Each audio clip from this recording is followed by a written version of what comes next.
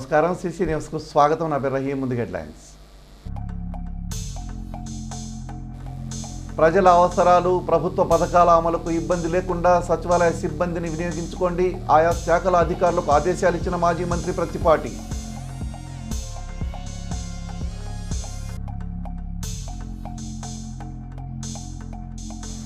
AP సచివాలయం 2వ బ్లాక్లో చెలరేగిన మంటలు. వెంటనే స్పందించి మంటలను ఆర్పివేసిన అగ్నిమాపక సిబ్బంది.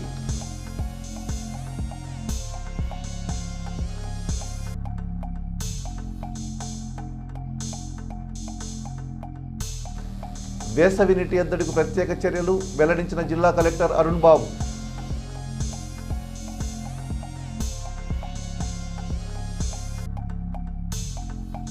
రామాలయంలో ఈ నెల 6వ తేదీ నుంచి స్వామివారి వార్షిక బ్రహ్మోత్సవాలు. భక్తులు పాల్గొని స్వామివారిని దర్శించుకోవాలని కోరిన ఆలయ అర్చకులు దివి మాధవాచార్యులు. గ్రామ వార్డు సచివాలయ సిబ్బందిని ప్రజల అవసరాలు, ప్రభుత్వ పథకాలు, కార్యకలాపాల నిర్వహణకు తగినట్టుగా వినియోగించుకోవాలని, వారి సేవలు ఎక్కడ అవసరమో గుర్తించి సిబ్బంది విలీన బదిలీ ప్రక్రియను అధికారులు సమర్థవంతంగా చేపట్టాలని మాజీ మంత్రి శాసనసభ్యులు ప్రత్తిపాటి పుల్లారావు సూచించారు. శుక్రవారం నియోజకవర్గంలోని ఎంపీడీఓలు, మున్సిపల్ కమిషనర్తో మాజీ మంత్రి ప్రత్తిపాటి తన నివాసంలో సచివాలయ విలీనం, సిబ్బంది బదిలీ, వారి పనితీరుపై సమీక్ష నిర్వహించారు. గ్రామాల్లో మౌలిక సదుపాయాల కల్పన, ప్రభుత్వ పథకాల అమల్లో ఎంపీడీఓలు బాధ్యతతో పనిచేయాలని, సచివాలయ సిబ్బందితో సమన్వయం చేసుకుంటూ మంచి ఫలితాలు రాబట్టాలన్నారు.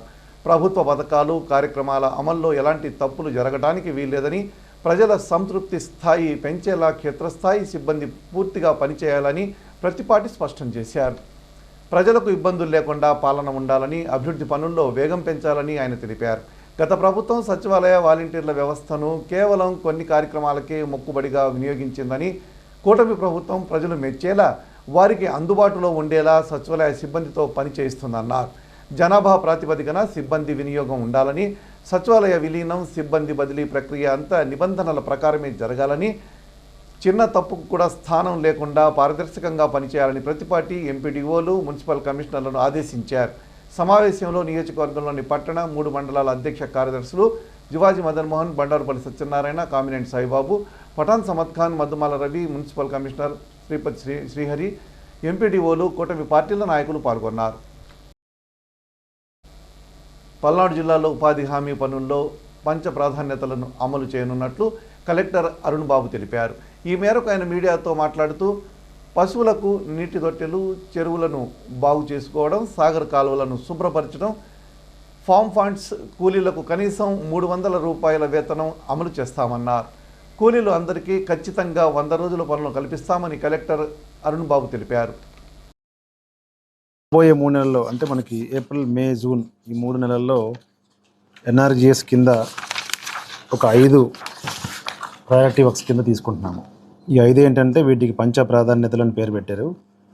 ఏప్రిల్, మే, జూన్ నెలల్లో, ఈ 3 నెలల్లో ఈ క్యాటిల్ ట్రఫ్స్, అంటే మనము పశువులకి నీళ్ళ కోసం, ఎండల్లో పశువులకి నీళ్ళ తొట్టెల కోసము మన జిల్లాలో 343 ఈ క్యాటిల్ ట్రఫ్స్ కన్స్ట్రక్షన్ స్టార్ట్ చేసాం. ఇంకా 2 డేస్ ముందే అన్ని చోట్ల గ్రౌండింగ్ అయింది.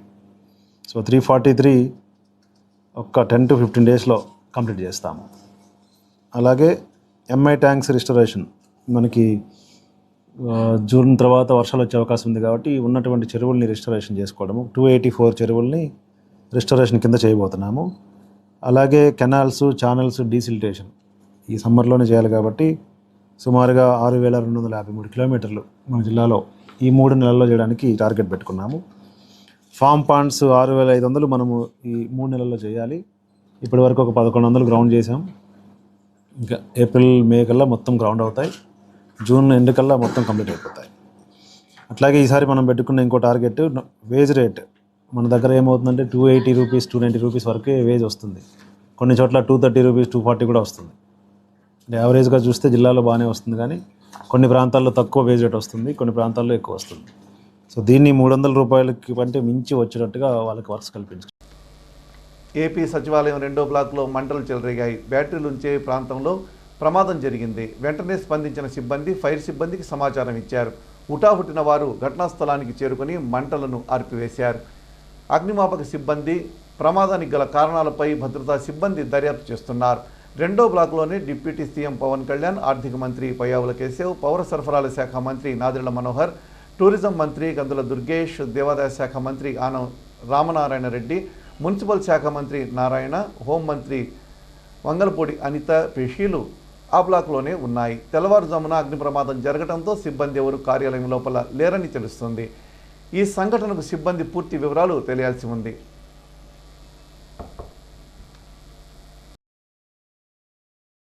పల్నాడు జిల్లాలో నీటి ఎద్దడికి ప్రత్యేకమైన చర్యలు తీసుకుంటున్నట్లు కలెక్టర్ అరుణ్ బాబు తెలిపారు.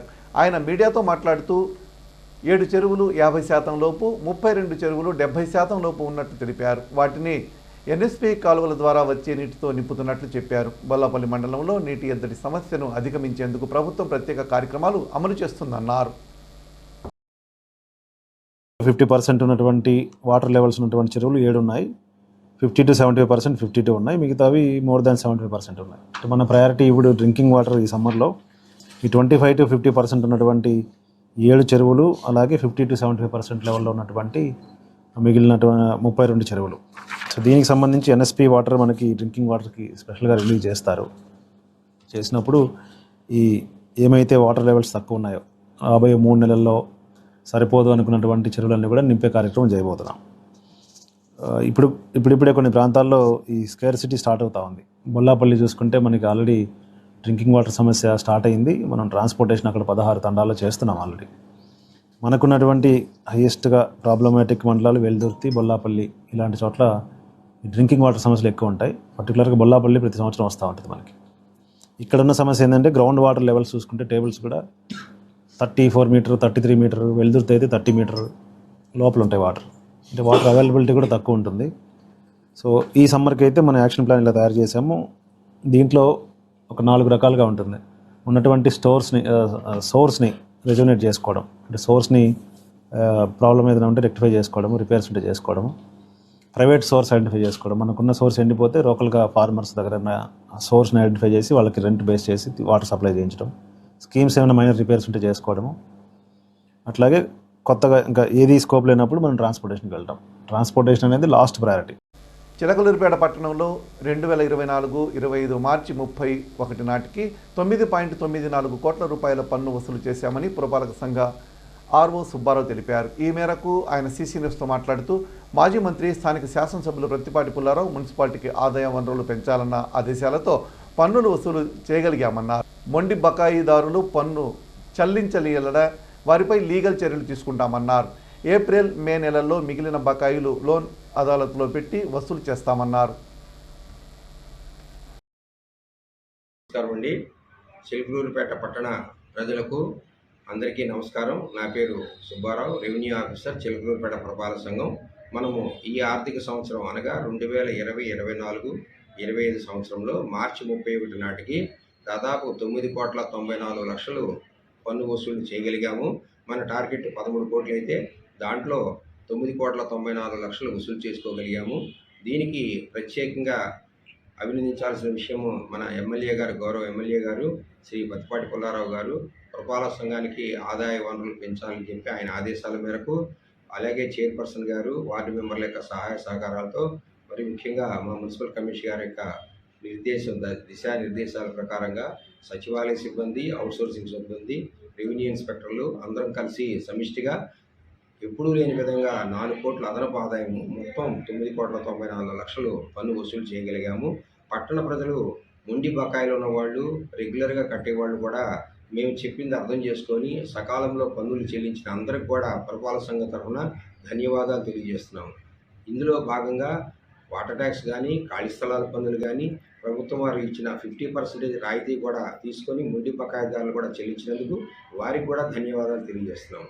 ఈ పన్ను వసూళ్ల కార్యక్రమంలో సహకరించిన మీడియా మిత్రులకి అందరికీ కూడా పేరు పేరున ధన్యవాదాలు తెలియజేస్తూ, ఇంకా ఈ సంవత్సరము మొండి బాకీలు ఎవరైతే మార్చి 31 వరకు కట్టకుండా, పన్ను కట్టగలిగి ఉండి కూడా కట్టలేకుండా పన్ను వాయిదా వేస్తున్న వారికి లీగల్ చర్యలు తీసుకొని వారికి లోక్ అదాలత్ ద్వారా వారి దగ్గర నుంచి కూడా దాదాపు ఇంకా 2 కోట్ల పన్ను రావాల్సింది. వాటిని కూడా ఖచ్చితంగా ఏప్రిల్, మే నెలలో వసూలు చేయడానికి అన్ని చర్యలు తీసుకుంటాము. సకాలంలో పన్నులు చెల్లించి పట్టణాభివృద్ధికి సహకరించిన పట్టణ ప్రజలందరికీ కూడా మరొకసారి ధన్యవాదాలు తెలియజేస్తూ అందరికీ నమస్కారం. పల్నాడు జిల్లాలో నమోదైన బర్డ్ ఫ్లూ విషయంపై ప్రజలు ఆందోళన చెందవద్దని కలెక్టర్ అరుణ్ బాబు విజ్ఞప్తి చేశారు. కలెక్టరేట్లో ఆయన మాట్లాడుతూ జిల్లాలో బర్డ్ ఫ్లూ వ్యాప్తి లేదని, ప్రజలు అప్రమత్తంగా ఉండి పూర్తిగా ఉడికించిన చికెన్ వంటి పదార్థాలను తినాలన్నారు. వ్యక్తిగత జాగ్రత్తలు పాటించాలన్నారు. బర్డ్ ఫ్లూ కేసు నమోదైన ప్రాంతంలో అధికారులు అన్ని రకాల జాగ్రత్తలు తీసుకుంటున్నట్లు అరుణ్ బాబు పేర్కొన్నారు. అది ఎలా జరిగిందనేది మెడికల్ ఆఫీసర్స్ కానీ హార్టికల్చర్ టీం అంతా తిరిగారు. ఒక 3-4 డేస్ నుంచి ఫీల్డ్లో తిరుగుతూ ఉన్నారు. మన దగ్గర ఉన్నటువంటి బర్డ్స్ ఈ అవైలబిలిటీ కూడా తక్కువ. అంటే మన దగ్గర కోళ్ళ ఫరాలు తక్కువ, ఉన్న కోళ్ళే తక్కువ. బట్ ఇది ఎక్కడి నుంచి వచ్చిందనేది మనకు తెలియట్లేదు. దాని మీద మూలాలు కనుక్కునే పనిలో మెడికల్ అండ్ హెల్త్ వాళ్ళు, యానిమల్ హస్బెండరీ టీము ఉన్నారు. దీనికి సంబంధించి ఢిల్లీ నుంచి కూడా ఒక టీమ్ ఆఫ్ ఆఫీసర్స్, డాక్టర్స్, సైంటిస్టులు వచ్చారు. ఈరోజు మంగళగిరిలో ఉన్నారు. వాళ్ళు మన ప్రాంతానికి రావచ్చు లేదో తెలీదు. బట్ వాళ్ళైతే మన స్టేట్కి వచ్చారు. దాని మీద కూడా వాళ్ళు స్టడీ చేస్తూ ఉన్నారు. దీని మీద కూడా ఎవరు ఆందోళన చెందాల్సిన అవసరం లేదు. ఆ ప్రాంతం అంతా స్క్రీనింగ్ చేశాము, అందరికి టెస్టులు చేశాము. ఎవరు కూడా పాజిటివ్గా నిర్ధారణ కాలేదు, అందరూ నెగిటివ్ ఉన్నారు. ఎవరికి సింటమ్స్ కూడా లేవు. మరి ఆ పాపకి ఎలా వచ్చిందనేది కూడా మనం ట్రేస్ చేస్తున్నాము. ఏదేమైనా ఏమైతే ఇన్సిడెంట్ జరిగిందో దాన్ని దృష్టిలో పెట్టుకొని కొంతకాలం కొంచెం అప్రమత్తంగా ఉండవాలని మీ ద్వారా ప్రజలందరినీ రిక్వెస్ట్ చేస్తూ ఉన్నాను. ఆందోళన చెందాల్సిన అవసరం అయితే లేదు. కొంచెం శుభ్రంగా హైజీనిక్గా వండుకొని తింటే ఏ ఇబ్బంది ఉండదు. చిలకలూరిపేట పట్టణంలో గురువారం సాయంత్రం అగ్ని ప్రమాదం చోటు చేసుకుంది. స్థానిక 23వ వార్డులోని ఆర్వీసీవీఎస్ హైస్కూల్ ప్రక్కన ఉన్న ఖాళీ స్థలంలో ఒక్కసారిగా మంటలు చెలరేగి అక్కడ ఉన్న చెట్లకు మంటలు వ్యాపించాయి. దీంతో స్థానికులు అగ్నిమాపక సిబ్బందికి సమాచారం ఇవ్వడంతో వారు హుటాహుటిన సంఘటనా స్థలానికి చేరుకుని మంటలను అదుపు చేశారు. పట్టణంలోని మెయిన్ బజార్లో ఉన్న రామాలయంలో ఈ నెల 6వ తేదీ నుంచి స్వామివారి వార్షిక బ్రహ్మోత్సవాలు నిర్వహిస్తున్నట్లు ఆలయ అర్చకులు దివి మాధవాచార్యులు తెలిపారు. ఈ సందర్భంగా పలు కార్యక్రమాలు, పూజలు నిర్వహిస్తున్నట్లు ఆయన వివరించారు. బ్రహ్మోత్సవాల్లో భాగంగా చిన్నరథం తిరునాళ్లకు ఏర్పాటు చేస్తున్నట్లు ఆయన చెప్పారు. దేవాదాయ శాఖ సిబ్బంది, అర్చకులు, భక్తుల సహకారంతో కార్యక్రమాలు చేపట్టినట్లు ఆయన వివరించారు. భక్తులు విరివిగా పాల్గొనాలని వారు కోరారు. కార్యక్రమంలో వేదాంతం కిషోరాచార్యులు, దేవాదాయ శాఖ ప్రతినిధి సాంబశివరావు తదితరులు పాల్గొన్నారు. సమాసీనం ధ్యానం నస్తకరద్వయం శంఖచక్రధరం దేవం యోగానందముపాస్మహే జ్ఞానానందమయం దేవం నిర్మలస్ఫటికాకృతం ఆధారం సర్వవిద్యానాం హయగ్రీవముపాస్మహే శ్రీరాఘవం దశరథాత్మజమప్రమేయం సీతాపతిం రఘుకులాన్వయరత్నదీపం ఆజానుబాహుం అరవిందదరాయతాక్షం రామం నిశాచర వినాశకరం నమామి. ప్రియ భగవద్బంధువులారా, మన చిల్లూరుపేట పట్టణం మెయిన్ బజార్లో వేయించేసినటువంటి శ్రీ హనుమత్ లక్షణ సీతా సమేత సీతారామచంద్ర స్వామి వారి వార్షిక బ్రహ్మోత్సవ కార్యక్రమాలు ఈ నెల 6వ తేదీ నుంచి ప్రారంభమగును. ముందుగా 6, 7, 8 తారీఖుల్లో ఉదయం పూట స్వామివారికి విశేష అర్చనా కైంకర్యములు జరుగును. 8వ తేదీ సాయంత్రం విశ్వక్షేణ పూజతోటి ప్రారంభమై అలాగే ధ్వజ ఆరోహణ, ధ్వజ అవరోహణతో ఈ కార్యక్రమాలు ముగిస్తే ధ్వజారోహణ రోజు సంతానం లేని వాళ్ళకి కానీ, కళ్యాణం కావాల్సిన వాళ్ళకి కానీ, ఉద్యోగం లేని వాళ్ళకి కానీ మరి గరుడ ముద్దలు రాత్రి 12:30 ఆ ప్రాంతంలో గరుడ ముద్దలు ఇవ్వబడును. కావున గరుడ ముద్దలు తీసుకునే వాళ్ళు, స్వామి మీద భక్తితో నమ్మకంతో ఉన్నవాళ్ళు ఉపవాసం ఉండి స్వామివారి సన్నిధికి కనుక సంతానం లేని వాళ్ళు దంపతి సమేతంగా కనుక వచ్చినట్టయితే 199.5 పాళ్ళు మరి కార్యక్రమం పూర్తవుతుంది. కావున విషయాన్ని గమనించి గరుడ ముద్దలు తీసుకునే వాళ్ళు ఎవరు పడితే వాళ్ళు కాకుండా మరి కోరిక ఉన్న వాళ్ళు వచ్చి ఉపవాసం ఉండి తీసుకోవాల్సిందిగా కోరుతున్నాం. అలాగే ఈ సంవత్సరం మరి రథం రిపేర్లో ఉన్నది కాబట్టి ఈ సంవత్సరం రథం బాగు చేయించడం జరుగుతుంది. మరి అట్లాగే ఎండోమెంట్ డిపార్ట్మెంట్ వారి ఆధ్వర్యంలో మరి భక్తుల యొక్క సహాయ సహకారాలతో ఈ రథం కార్యక్రమం పని జరుగుతుంది, వర్క్ జరుగుతుంది. 12వ తేదీ రథోత్సవ కార్యక్రమం ఉంటుంది. 11వ తేదీ కళ్యాణోత్సవ కార్యక్రమం, గరుడోత్సవ కార్యక్రమాలు జరుగుతాయి. కావున విషయాన్ని అందరూ కూడా గమనించి మరి భక్తులు దేవాలయానికి వచ్చి స్వామిని దర్శించి తీర్థప్రసాదం స్వీకరించి ధరించవలసిందిగా కోరుచున్నాం. ఈ నెల 6వ తేదీన శ్రీరామనవమి సందర్భంగా పురుషోత్తంపట్నంలో సాయిబాబా మందిరంలో ప్రత్యేక పూజలు నిర్వహిస్తున్నట్లు ఆలయ ప్రధాన అర్చకులు మురికిపొడి లక్ష్మీనారాయణాచార్యులు తెలిపారు. సాయంత్రం గంధోత్సవం ఉంటుందన్నారు. భక్తులు విశేషంగా పాల్గొనాలని వారు కోరారు. శ్రీరామ్ భక్తాగ్రేశ్వరులకి ముందుగా శ్రీరామనవమి శుభాకాంక్షలు. ఈ నెల 6వ తారీఖు ఆదివారం నాడు శ్రీరామనవమి సందర్భంగా మన పురుషోత్తమపట్నం గ్రామంలో చేస్తున్న శ్రీ షిరిడి సాయిబాబా మందిరం నందు మరి ఉదయం 8 గంటలకి బాబావారికి చందనాభిషేకం జరుగుతూ ఉంది. అదేవిధంగా 12 గంటలకి సీతారామ కళ్యాణ మహోత్సవం జరుగుతూ ఉంది. 6వ తారీఖు శ్రీరామనవమి సాయంత్రం 7 గంటలకి బాబావారికి అత్యంత ఇష్టమైనటువంటి గంధోత్సవ కార్యక్రమం జరుగుతూ ఉంది కనుక భక్తులందరూ కూడా ఈ యొక్క కార్యక్రమాలలో పాల్గొని ఆ సాయిరాముని యొక్క పరిపూర్ణ అనుగ్రహ ఆశీస్సులు పొందవలసిందిగా కోరుతూ ఉన్నాం. జై శ్రీరామ్, జై సాయి. పట్టణంలోని పెదనందిపాడు మార్గంలో కాకతీయ స్కూల్ ప్రక్కన ఉన్న ఓ బంకులో దొంగలు పడ్డారు. తాళం రాకపోయేసరికి బంకు పగలగొట్టేందుకు విశ్వప్రయత్నం చేశారు. బంకు ముందున్న సామానును చిందరవందరగా పడేశారు. బంకు ముందున్న మద్యం దుకాణంలో మద్దును సేవించి ఈ దురాగతానికి పాల్పడినట్లు బంక్ యజమాని తెలిపారు. గతంలో కూడా ఇలాంటి ఘటనలు జరిగినట్లు స్థానికులు చెబుతున్నారు. మందుతో పాటు గంజాయి త్రాగేవారు ఈ ప్రాంతంలో ఉన్నట్టు చెబుతున్నారు. పోలీసులు అప్పుడప్పుడు గస్తీగా తిరగాలని వారు కోరుతున్నారు. ఇలాంటి సంఘటనలు జరగకుండా చూడాలని పోలీసులను కోరుతున్నారు. షాపు కట్టేసుకొని ఇంటికి వెళ్ళాను. తాళాలు అన్ని బందోబస్తుగా వేసాను. కానీ ఇక తెల్లారేసరికి మాతో 10 మంది గంజాయి బ్యాచ్ వచ్చి బొంకంతా ధ్వంసం చేసి వెళ్ళారు.